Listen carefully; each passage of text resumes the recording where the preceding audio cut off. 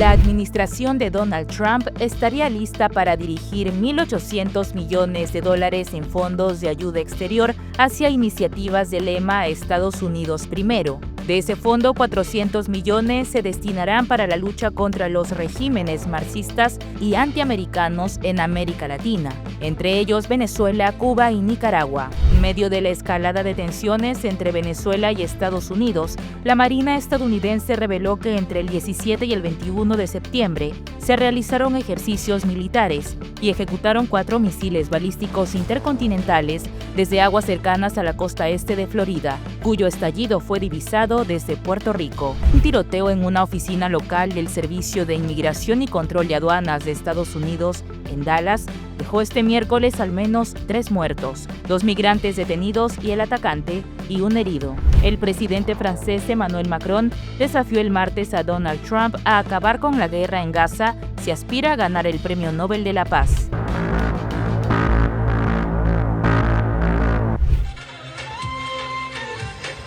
Una multitud se congregó el martes en Cisjordania para celebrar el reconocimiento de su estado por varias potencias. En el acto participaron el presidente de la Autoridad Palestina, Mahmoud Abbas, y altos cargos de su formación política, Fatah, y de su gobierno, que ejerce una administración limitada en Cisjordania ocupada. Afirmaron que este reconocimiento de potencias como Francia, Reino Unido, Canadá y otros países es el primer paso de un proceso que esperan continúe.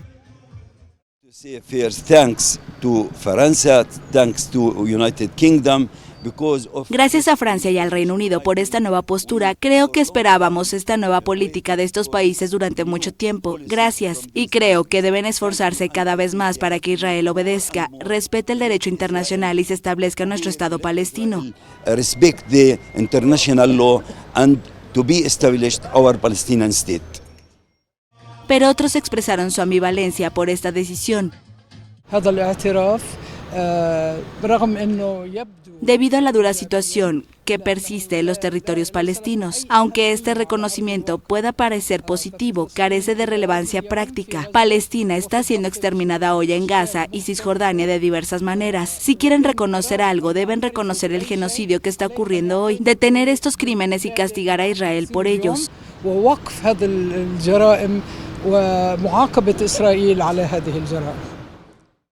La semana pasada, Israel lanzó una gran ofensiva para tomar Ciudad de Gaza tras casi 2 años de guerra con el movimiento islamista Hamas, un conflicto que estalló tras el asalto de milicianos islamistas en territorio israelí el 7 de octubre de 2023. En ese territorio el reconocimiento era bienvenido.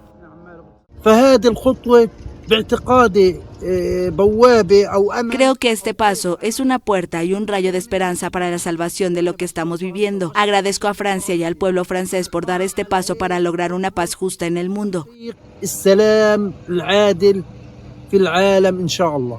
A pocos kilómetros de distancia, los israelíes reaccionaron con amargura. No sé qué diferencia práctica hacen las medidas tomadas por Francia y otros países en este momento, pero desde una perspectiva de relaciones públicas han recompensado a Hamas por los actos del 7 de octubre.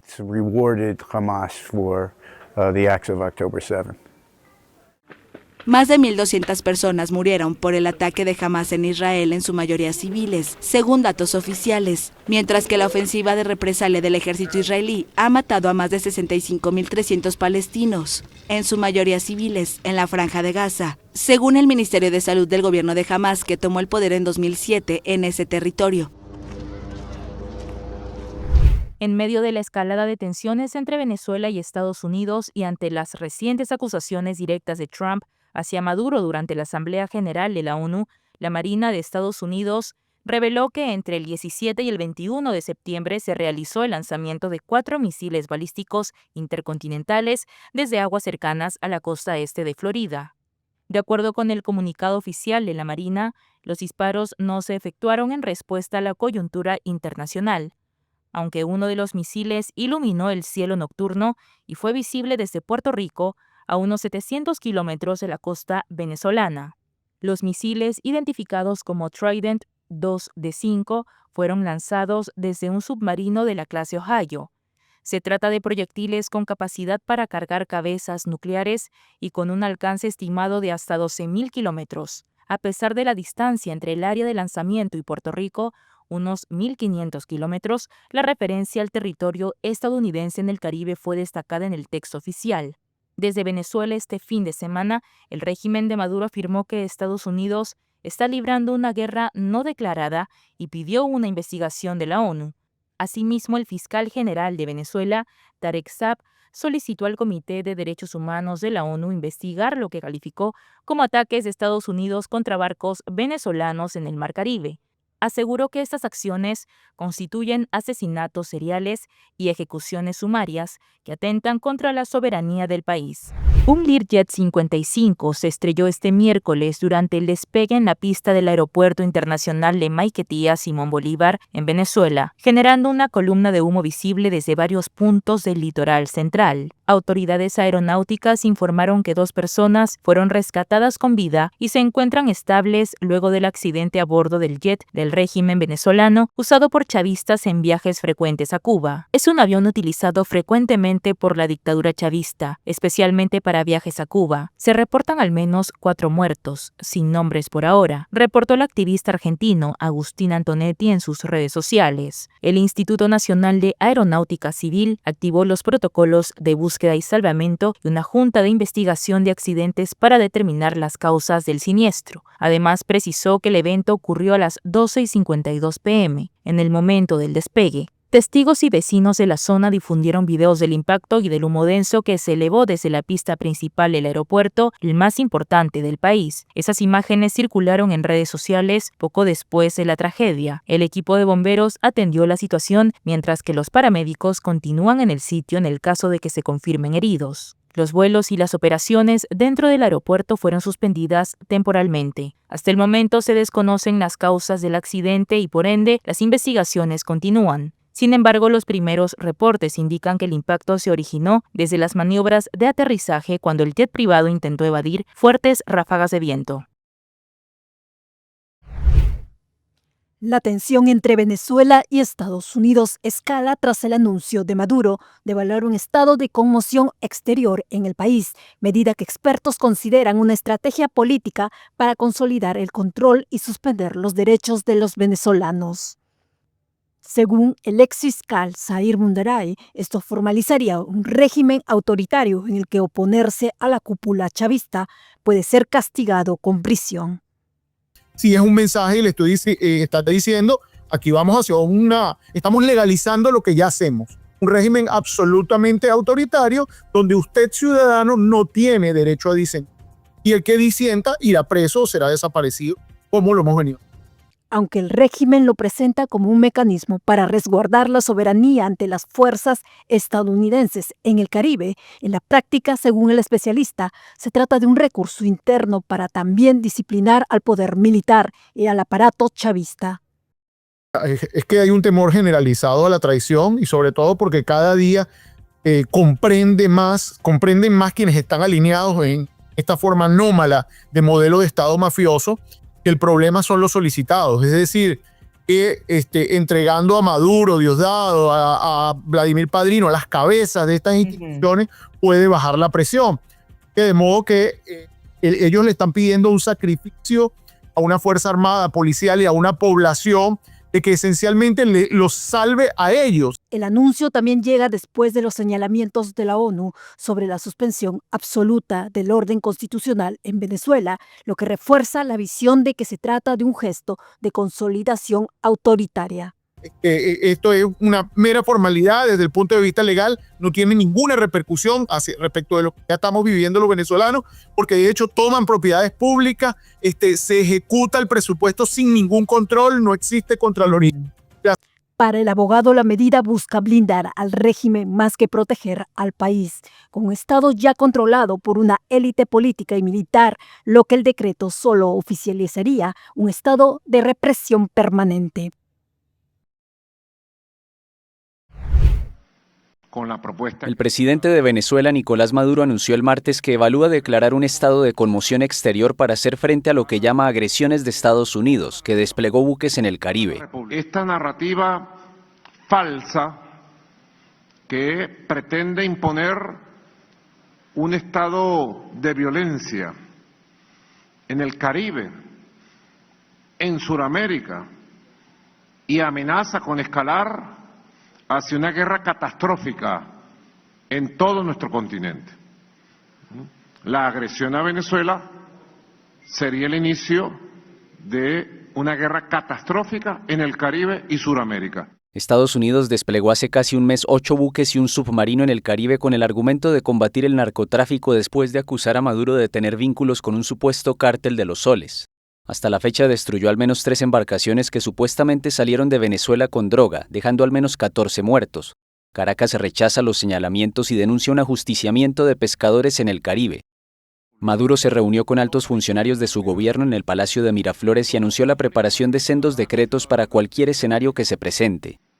El mandatario venezolano no explicó qué implica la declaratoria. La Constitución establece que puede decretarse cuando se ponga seriamente en peligro la seguridad de la nación y que es prorrogable hasta por 90 días. Más temprano, cientos de civiles y militares marcharon para defender a Maduro y rechazar lo que llamaron burlas de Trump a milicianas venezolanas tras la publicación de un video el lunes en su red Truth Social. Y mira, Trump, te metiste con la mujer venezolana. Ya tú vas a lo que te va a pasar. Ven para acá, pisa solo venezolano, para que tú ves que las mujeres como guerreras. El ministro de Defensa venezolano Vladimir Padrino López calificó la publicación de Trump como un acto de menosprecio inaceptable y dijo que las mujeres que aparecen en el video divulgado por el presidente estadounidense fueron condecoradas. La burla es racismo. El presidente Trump. El presidente de Colombia, Gustavo Petro, pidió el martes ante la ONU abrir un proceso penal contra su homólogo estadounidense Donald Trump por dar la orden de atacar a supuestas lanchas narcotraficantes en el Caribe.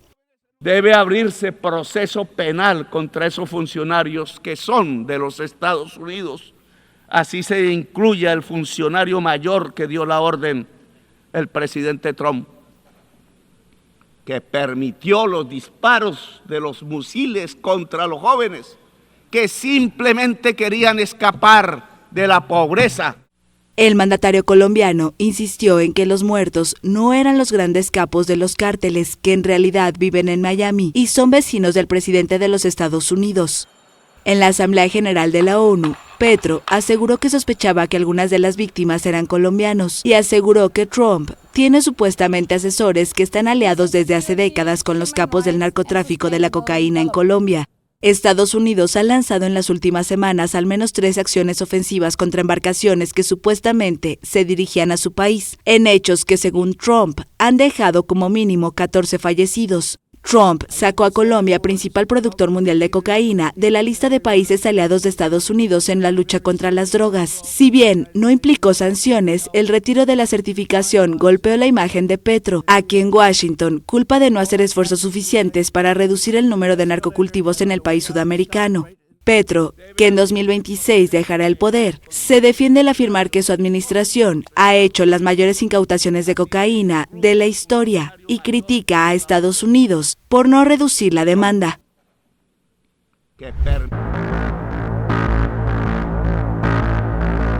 Un tiroteo en una oficina local del Servicio de Inmigración y Control de Aduanas de Estados Unidos, ICE, en Dallas, dejó al menos una persona muerta y 2 heridas, confirmó Kristi Noem, secretaria del Departamento de Seguridad Nacional de Estados Unidos. De acuerdo con la funcionaria, el ataque ocurrió la mañana de este miércoles. Aún se están conociendo más detalles, pero podemos confirmar que hubo múltiples heridos y fallecidos, declaró Noem en X. La secretaria agregó que el tirador se quitó la vida. Según la televisora local WFAA, el cuerpo del presunto francotirador fue hallado en el techo de una oficina cercana que pertenece a un abogado de inmigración. Una de las víctimas falleció en el lugar. El sospechoso también murió, añadieron. Las autoridades señalaron que la investigación sigue en curso y que ofrecerán una conferencia de prensa a lo largo del día. De acuerdo con WFAA, la policía llegó al lugar poco antes de las 7 de la mañana del miércoles, a las instalaciones ubicadas en el 8101 de North Stevens Freeway, en Dallas. El incidente se produce tras una serie de ataques contra instalaciones del ICE en distintas ciudades de Estados Unidos en los últimos meses.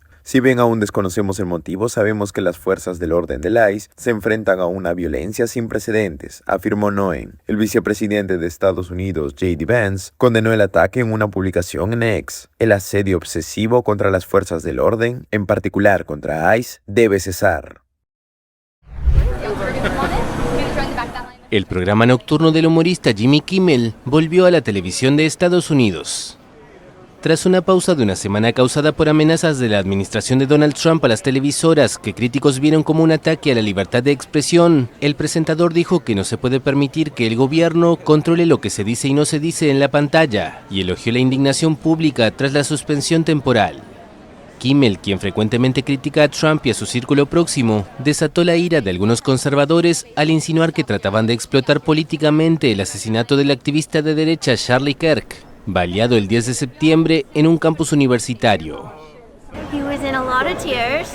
Él estaba llorando mucho más que otra cosa, yo también lloré un poco. Habló con mucha elocuencia y transmitió mucho amor a todos los que habían sufrido, diciendo que su intención no era hacer daño a nadie. Agradeció a la viuda por perdonar al tirador y fue realmente increíble, muy impactante. Sentí que formaba parte de la historia de la libertad de expresión. Very powerful. I felt like I was part of history a little bit. For free speech. He made his announcement, he made his Hizo su anuncio, hizo su declaración y fue muy claro y muy sincero desde el corazón, y durante todo el programa sus monólogos fueron excelentes, divertidos y también conmovedores. Defendió la libertad de expresión y eso es lo que yo personalmente esperaba. Estoy muy contenta de que lo haya hecho. what I personally was hoping for, and I'm so glad that he delivered. La polémica empezó la semana pasada, cuando el presidente de la Comisión Federal de Comunicaciones pareció amenazar con retirar las licencias a las filiales de la cadena ABC que retransmitieran el programa, a menos que exigieran la destitución de Kimmel. Nexstar y Sinclair, las dos compañías que controlan más de 50 de estos canales en Estados Unidos, anunciaron enseguida que retirarían el programa de su parrilla, tras lo cual ABC anunció la suspensión. Disney, dueña de la cadena, revirtió la suspensión el lunes, pero el espacio permaneció fuera del aire en varios de los mercados televisivos más grandes de Estados Unidos debido al boicot. El presidente, que había reaccionado con alegría a la suspensión del programa, acusó el martes a Kimmel de ser un brazo del Comité Nacional Demócrata y amenazó con poner a prueba a ABC. Tras la elección de Trump el año pasado, la cadena optó por pagar $16 millones para resolver una demanda por difamación que interpuso el entonces candidato republicano. La Casa Blanca exigió el martes investigar si fue deliberado el incidente que afectó al presidente estadounidense Donald Trump en la escalera mecánica en la sede de las Naciones Unidas en Nueva York, y si así fuera, pidió el despido inmediato del responsable. Antes de pronunciar su discurso ante la Asamblea General de la ONU, Trump se subió a una escalera mecánica detrás de su esposa Melania Trump, pero el aparato se detuvo casi de inmediato. Luego subieron a pie. El incidente disgustó enormemente a Trump, quien es muy susceptible a cualquier contratiempo durante sus apariciones públicas. Un vocero de la ONU declaró a la AFP que el percance ocurrió de forma accidental. Trump también se disgustó porque el teleprompter presentó un problema técnico cuando iba a comenzar su intervención. En un mensaje en X, la portavoz de la Casa Blanca, Caroline Leavitt, publicó un extracto de un artículo del diario The Times, según el cual empleados de la ONU discutían en broma la posibilidad de bloquear escaleras mecánicas y ascensores durante la visita del presidente estadounidense. These are the two things I got from the United Nations, a bad escalator and a bad teleprompter.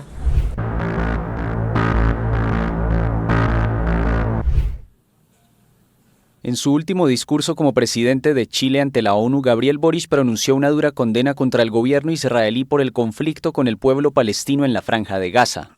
Yo no quiero ver a Netanyahu destrozado por un misil junto a su familia.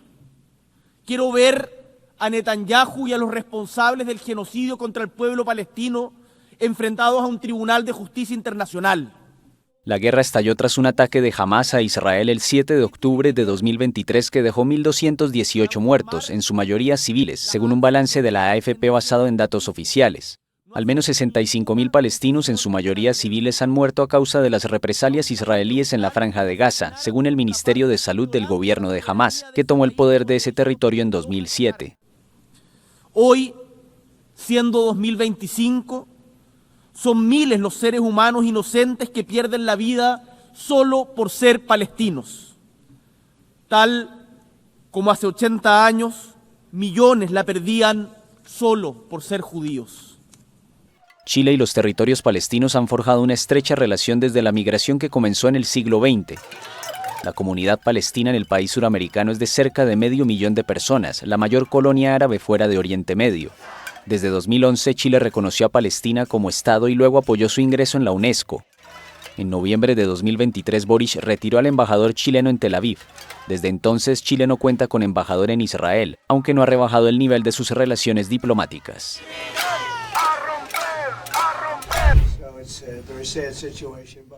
El presidente francés Emmanuel Macron desafió el martes a Donald Trump a acabar con la guerra en Gaza si aspira a ganar el Premio Nobel de la Paz. Así lo dijo en una entrevista con la cadena francesa BFM TV desde Nueva York, al día siguiente de su reconocimiento de un Estado palestino. Veo a un presidente estadounidense movilizado que esta mañana les dice desde el podio: quiero la paz, he resuelto 7 conflictos, que quiere el Premio Nobel de la Paz. El Premio Nobel de la Paz solo es posible si se pone fin a este conflicto. Por eso debemos presionar al gobierno israelí para que se detenga, para que ponga fin al conflicto en Gaza, para que finalmente podamos liberar a los 48 rehenes, para que finalmente podamos reabrir las rutas de ayuda humanitaria y salvar las vidas de niños, mujeres, hombres y ancianos. Los dos líderes se reunieron posteriormente. Consultado sobre las declaraciones de su homólogo francés, el magnate republicano primero dijo simplemente que el Nobel sería por todos los conflictos y mencionó a Gaza y a Rusia.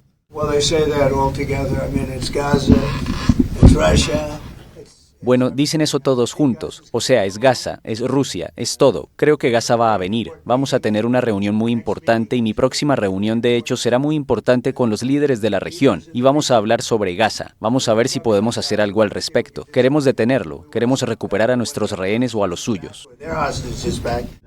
Trump mencionó que Macron lo había ayudado a resolver los 7 conflictos que asegura haber terminado, mientras que había lamentado por la mañana ante la Asamblea General de la ONU la falta de apoyo internacional.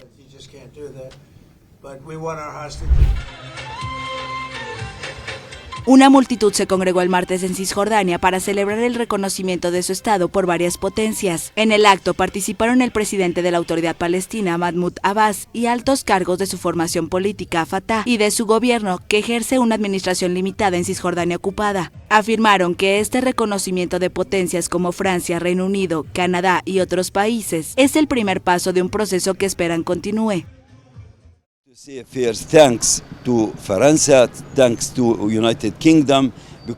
Gracias a Francia y al Reino Unido por esta nueva postura. Creo que esperábamos esta nueva política de estos países durante mucho tiempo. Gracias. Y creo que deben esforzarse cada vez más para que Israel obedezca, respete el derecho internacional y se establezca nuestro Estado palestino. Respect the international law and to be established our Palestinian state. Pero otros expresaron su ambivalencia por esta decisión. Debido a la dura situación que persiste en los territorios palestinos, aunque este reconocimiento pueda parecer positivo, carece de relevancia práctica. Palestina está siendo exterminada hoy en Gaza y Cisjordania de diversas maneras. Si quieren reconocer algo, deben reconocer el genocidio que está ocurriendo hoy, detener estos crímenes y castigar a Israel por ellos.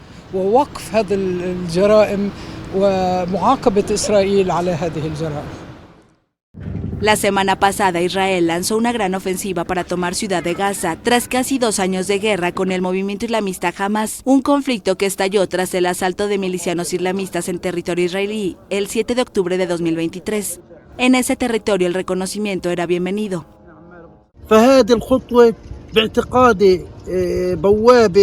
Creo que este paso es una puerta y un rayo de esperanza para la salvación de lo que estamos viviendo. Agradezco a Francia y al pueblo francés por dar este paso para lograr una paz justa en el mundo. A pocos kilómetros de distancia, los israelíes reaccionaron con amargura. No sé qué diferencia práctica hacen las medidas tomadas por Francia y otros países en este momento, pero desde una perspectiva de relaciones públicas han recompensado a Hamas por los actos del 7 de octubre.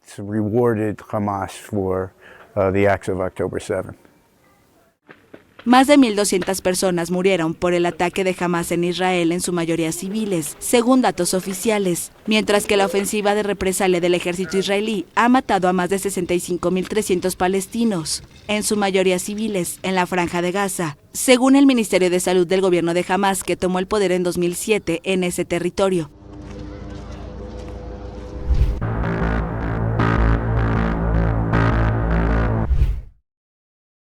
El presidente de Estados Unidos, Donald Trump, afirmó el martes en su plataforma Truth Social que Ucrania puede recuperar todo su territorio perdido ante Rusia e incluso ir más allá, tras reunirse con el presidente ucraniano Volodymyr Zelensky en Nueva York. El cambio de rumbo se produjo poco después de que Trump también pidiera a los países de la OTAN que derribaran cualquier avión ruso que violara su espacio aéreo, luego de las denuncias de Polonia y Estonia. El republicano afirmó que estarían en su derecho de actuar. Trump también afirmó que Rusia lucha sin rumbo tras 3 años de guerra, en un aparente cambio de opinión poco más de un mes después de reunirse con su homólogo ruso Vladimir Putin en Alaska. Rusia no parece muy distinguida habiendo tomado 3 años y medio ahora, ¿verdad? 3 años y medio de combates muy duros, y parece que no va a terminar por mucho tiempo.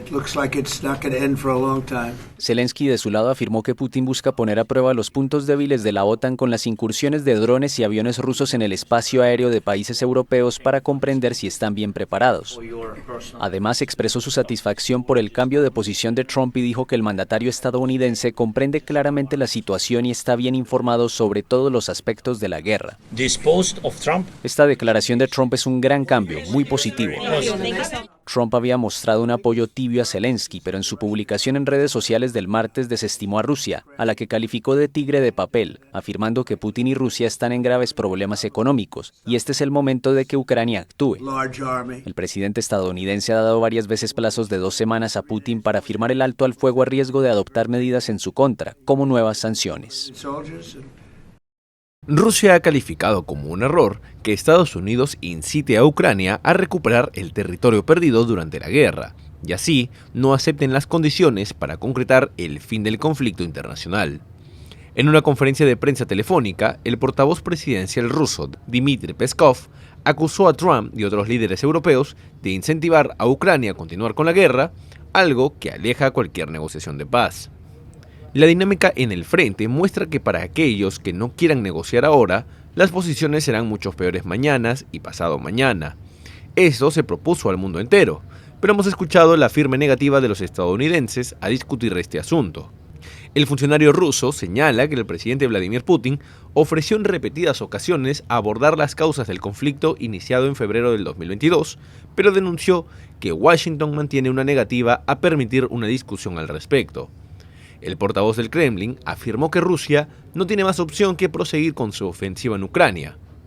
Seguimos con nuestra operación militar especial para garantizar que nuestros intereses sean alcanzados, así como los objetivos que el presidente de nuestro país ha establecido desde el inicio. Actuamos así para el presente y el futuro de nuestro país, para las generaciones que han de venir. No tenemos otra alternativa, enfatizó Peskov. Trump, además, se refirió a Rusia describiéndola como un tigre de papel.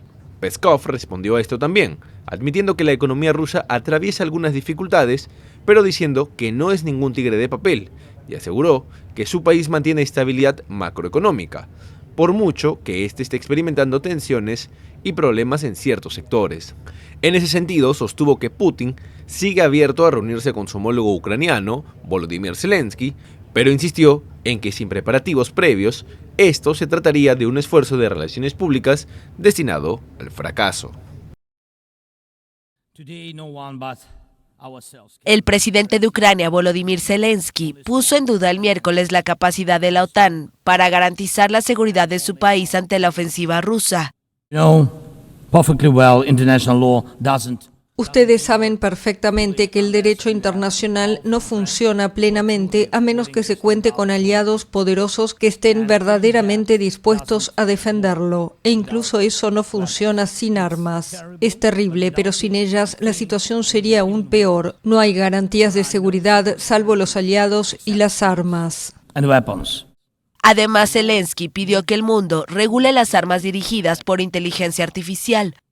Necesitamos normas globales con urgencia sobre el uso de la inteligencia artificial en las armas, y esto es tan urgente como prevenir la proliferación de armas nucleares.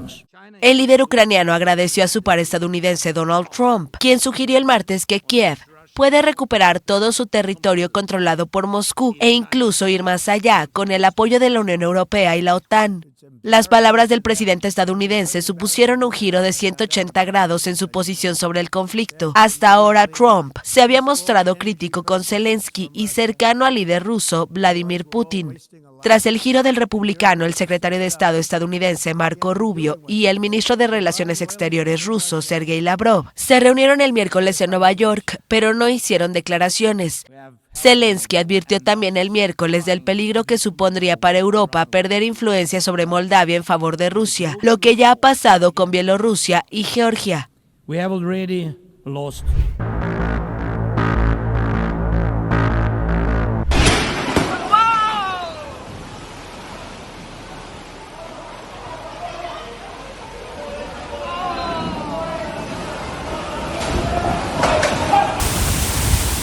El supertifón Ragasa tocó tierra el miércoles en el sur de China continental.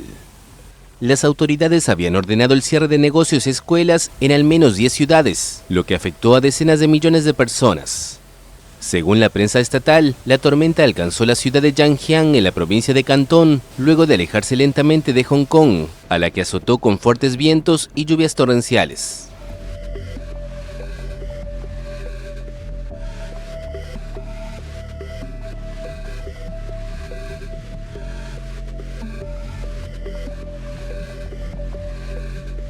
El servicio meteorológico de esa ciudad semiautónoma retiró su nivel máximo de alerta, luego de que el fenómeno provocara una importante marejada ciclónica, con decenas de árboles caídos e inundaciones en distintos barrios. La cercana región china de Macao, conocida por sus casinos, también sufrió inundaciones generalizadas y suspendió el suministro eléctrico en algunas áreas. En Taiwán, al menos una quincena de personas murieron y alrededor de una veintena resultaron heridas cuando la barrera de un lago de varias décadas de antigüedad se rompió en el condado oriental de Hualien. El supertifón también causó a principios de semana el fallecimiento de al menos 8 personas en el norte de Filipinas.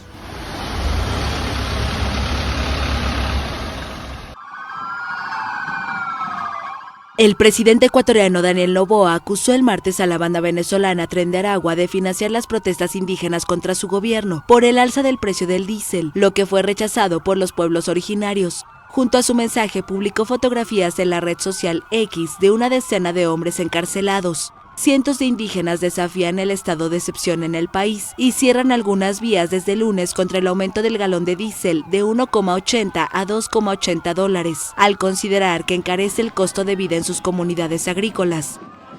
Esta lucha que lo hacen los trabajadores y el pueblo ecuatoriano significa una jornada más de resistencia frente a esta política de medidas económicas. La mayor organización indígena de Ecuador, CONAIE, que llamó a las manifestaciones, señaló también por X que entre los detenidos hay luchadores sociales, campesinos, jóvenes, mujeres y líderes que ejercen su legítimo derecho a la resistencia.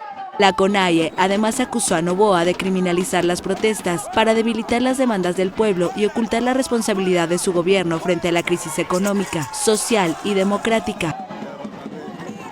Apoyar, animar a todos nuestros compañeros y compañeras movilizados a nivel del país. Mantenerse firme, con convicción. El martes, varios cientos de trabajadores, profesores y estudiantes se sumaron a la protesta con 2 marchas en Quito. Durante los recorridos hacia el centro y norte de la capital, los manifestantes chocaron con policías que emplearon gas lacrimógeno para dispersarlos. La semana pasada, el presidente Noboa advirtió que los manifestantes que incumplan la ley serán denunciados por terrorismo y se irán 30 años presos. Las protestas dejan casi 60 detenidos, incluidos 2 venezolanos que ingresaron de manera ilegal a Ecuador y sobre los que hay indicios de su pertenencia al Tren de Aragua, según autoridades.